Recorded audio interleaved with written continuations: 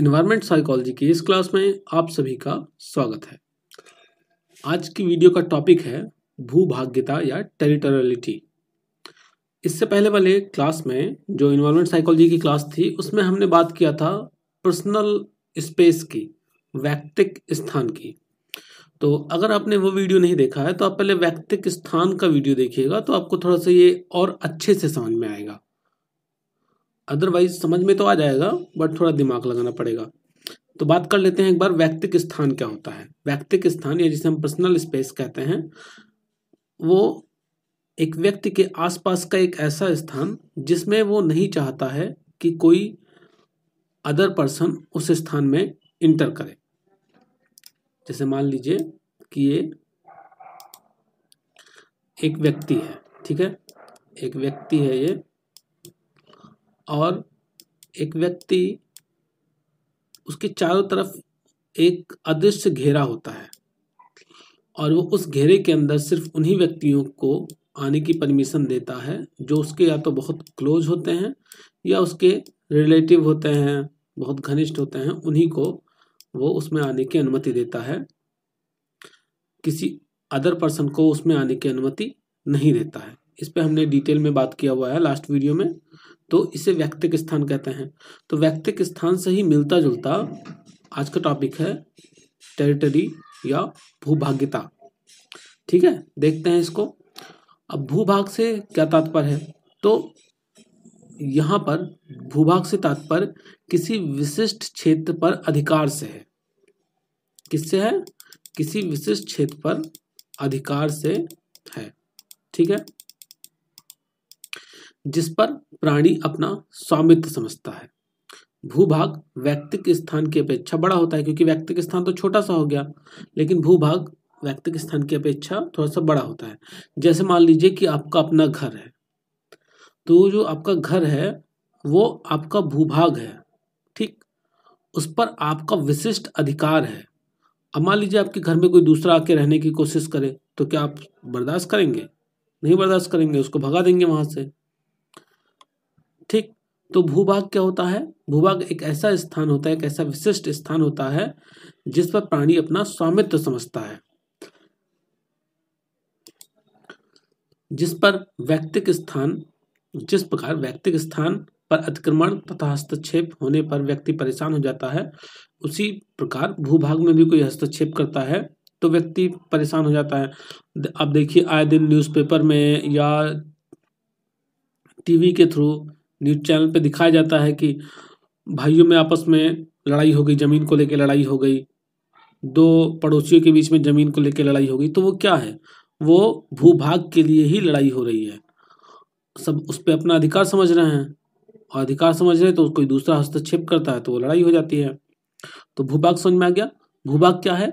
भूभाग एक ऐसा विशिष्ट स्थान होता है जिस पर व्यक्ति अपना स्वामित्व समझता है और अगर कोई थर्ड पर्सन मतलब कोई अदर पर्सन उस भूभाग पर अतिक्रमण करता है यानी उस भूभाग में आने की कोशिश करता है या अपना स्वामित्व दिखाने की कोशिश करता है तो जो उसका स्वामी है वो इस चीज को बर्दाश्त नहीं करता है। अब इसकी कुछ डेफिनेशन को भी देख लेते हैं।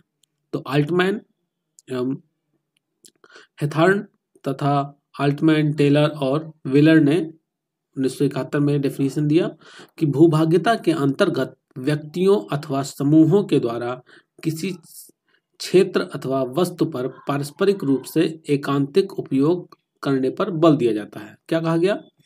भूभाग्यता के अंतर्गत व्यक्तियों अथवा समूहों के द्वारा। अब जैसे मान लीजिए कि 10 लोग का एक समूह है, जैसे आप 10 लोग हैं, पूरा एक कॉलोनी है और कॉलोनी की अपना एक प्लेग्राउंड है, ठीक। तो अब वो 10 लोग का अपना प्लेग्राउंड है। अब उसमें कोई बाहर के बच्चे आके खेलने लगे या बाहर के लोग आके वहां पे एक्टिविटीज करने लगे तो वो भी एक तरीके से भूभाग से छेड़छाड़ हो गया। तो वही चीज यहाँ पे बताया गया, भूभाग्यता के अंतर्गत व्यक्तियों अथवा समूहों के द्वारा किसी क्षेत्र अथवा वस्तु का पारस्परिक रूप से एकांतिक उपयोग, मतलब अकेले वो लोग यूज करेंगे, कोई अगर दूसरा आएगा तो उस पर फिर बवाल होगा वहां पे, ठीक। एकांतिक उपयोग करने पर बल दिया जाता है।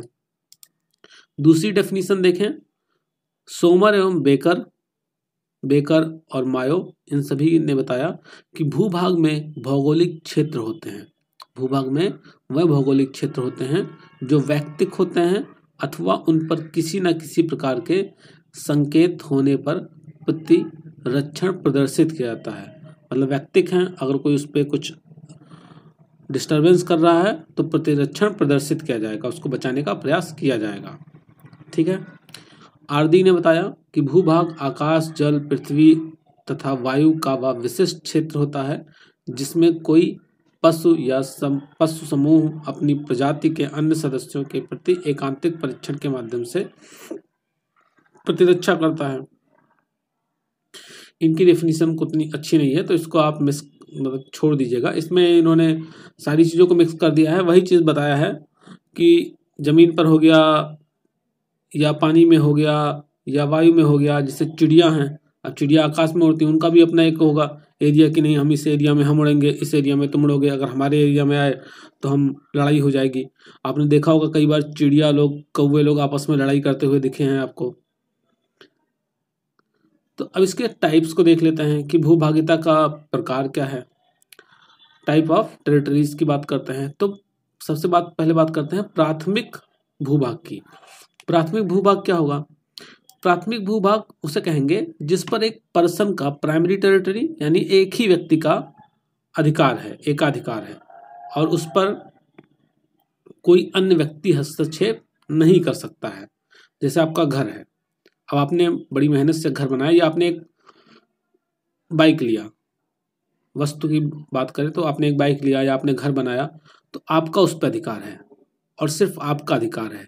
आपकी परमिशन के बगैर कोई अन्य व्यक्ति उस पर अपना अधिकार नहीं जता सकता है, ना वो उसमें प्रवेश कर सकता है। तो ये क्षेत्र व्यक्ति की निजी संपत्ति होता है। यदि इस क्षेत्र में अतिक्रमण होता है तो व्यक्ति हिंसक व आक्रामक हो जाता है, क्योंकि व्यक्ति अपने निजित्व में किसी प्रकार का हस्तक्षेप नहीं चाहता। प्राइमरी समझ में आ गया? प्राइमरी टेरिटरी मतलब एक ही व्यक्ति का अधिकार है। सेकेंडरी टेरिटरी की बात करें तो यहाँ पर ऐसे व्यक्ति मतलब ऐसे क्षेत्र पर किसी व्यक्ति का स्वामित्व तो नहीं होता, परमानेंट उसका स्वामित्व तो नहीं होता है कि परमानेंट वो उसका मालिक है। लेकिन जब तक इस भूभाग का प्रयोग व्यक्ति तब तक कर सकता है जब तक व्यक्ति के लिए उस भूभाग का उपयोग निश्चित किया गया है। ठीक है, यहाँ पर एक वर्ड और होना चाहिए, जब तक व्यक्ति के लिए उस भूभाग का उपयोग निश्चित किया गया है। यहाँ पर निश्चित शब्द जोड़ लिया जाएगा। जैसे इसको एक एग्जाम्पल से समझते हैं। आप क्लास करते हैं, ठीक, मान लीजिए आपकी क्लास का टाइमिंग है, साइकोलॉजी की क्लास का टाइमिंग है कि आप 12 बजे से लेके 1 बजे तक आपका रूम नंबर 103 में आपकी साइकोलॉजी की क्लास चलेगी। ये आपके लिए अलॉट है कि जो रूम नंबर 103 है उसमें 12 से 1 के बीच में किसकी क्लास चलेगी? 12 से 1 के बीच में साइकोलॉजी की क्लास चलेगी। तो ये जो क्लास नंबर 103 है, रूम नंबर, वो आपका भूभाग्य हो गया, उस पर आपका अधिकार है। लेकिन आपका अधिकार कब तक है? 12 से 1 के बीच में। 12 से 1 के बीच में अगर कोई अदर स्टूडेंट वहाँ पर आता है तो आप क्या कर सकते हैं? आप वहाँ पर विरोध कर सकते हैं कि नहीं, ये हमें अलॉट किया गया है, यहाँ पर तुम नहीं आ सकते हो। ठीक, लेकिन 12 से 1 के बाद मतलब 12 से पहले और 1 के बाद आप उस पर अपना अधिकार नहीं जता सकते हैं। क्यों? क्योंकि तब वो किसी अन्य व्यक्ति के लिए या किसी अन्य स्टूडेंट्स के लिए वो अलॉट किया गया होगा। तो समझ में आया? जो सेकेंडरी टेरिटरी है वो इस प्रकार होती है कि उसमें एक निश्चित समय के लिए व्यक्तियों को उस भूभाग का उपयोग करने के लिए दिया जाता है। उसके बाद दूसरे व्यक्तियों के लिए उसकी उपयोगिता बढ़ जाती है। मान लीजिए 103 में 1 बजे से इंग्लिश की क्लास चल रही हो तो 1 बजे फिर उनका वो भूभाग हो जाएगा। थर्ड बात करें, सार्वजनिक भूभाग, पब्लिक टेरिटरी। पब्लिक टेरिटरी आप समझ ही गए होंगे, ऐसा भूभाग जिस पर किसी का कोई व्यक्तिक या सेकेंडरी मतलब प्राइमरी टेरिटरी नहीं है या सबके लिए होता है, वहाँ पर कोई भी उसको यूज कर सकता है। जैसे कॉलोनी हो गया, या आपके एरिया का पार्क हो गया, या लाइब्रेरी हो गया, रेलवे प्लेटफॉर्म हो गया, ये सब कैसे हैं? ये सब सार्वजनिक स्थान में है, इस पर सबका अधिकार है, किसी सिंगल पर्सन का अधिकार यहाँ पर नहीं है। तो समझ में आ गया भूभागिता। वही चीज यहाँ पर भी बताई गई कि इस प्रकार व्यक्ति के प्राथमिक भूभाग पर अतिक्रमण होने से व्यक्ति के निजित्व को हानि होती है। जैसे आपका अपना निजी जो आपने बनाया है उस पर अगर कोई हस्तक्षेप कर रहा है तो वहां पर क्या होगा, वहां पर उसके निजित्व की हानि होती है और वो उसका विरोध अधिक रूप से या उसका विरोध बढ़ चढ़कर कर सकता है। जबकि जो सेकेंडरी है या पब्लिक टेरिटरी है, यदि उस पर अतिक्रमण होता है तो प्रत्यक्ष रूप से उसका विरोध नहीं किया जा सकता है। क्यों नहीं किया जा सकता?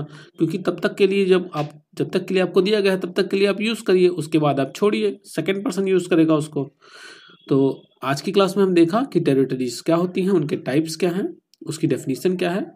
मिलते हैं नेक्स्ट क्लास में, तब तक के लिए धन्यवाद। आपके इस चैनल पर अब तक सोशल साइकोलॉजी, समाज मनोविज्ञान, साइकोपैथोलॉजी या मनोरोग विज्ञान, बेसिक साइकोलॉजिकल प्रोसेस, सांख्यिकी, स्टैटिस्टिक्स, रिसर्च मैथोलॉजी, शोध अनुसंधान, इन सभी से संबंधित नोट्स के वीडियोस अवेलेबल हैं। इनके साथ साथ एमसीक्यू टाइप क्वेश्चंस भी, ऑब्जेक्टिव क्वेश्चंस भी, जिसमें सोशल साइकोलॉजी से रिलेटेड, एबनॉर्मल साइकोलॉजी से रिलेटेड, पर्सनालिटी एवं मेंटल टेस्ट से रिलेटेड, स्टैटिस्टिक्स, सांख्यिकी से संबंधित, रिसर्च यानी शोध से संबंधित, गाइडेंस काउंसलिंग, परामर्शन एवं निर्देशन से संबंधित, इन्वायरमेंटल साइकोलॉजी और लास्ट में साइकोलॉजी प्रैक्टिकल से संबंधित कंप्लीट वीडियोस चैनल पर मिल जाएंगे। आपको इन वीडियोस के लिए सिर्फ यहाँ पर जो आपका वीडियो के नीचे टाइटल है, टाइटल के सामने आपको डिस्क्रिप्शन का एरो दिख रहा है, इस एरो पर आप क्लिक करेंगे, नीचे आपको सभी प्लेलिस्ट के लिंक प्रोवाइड हैं।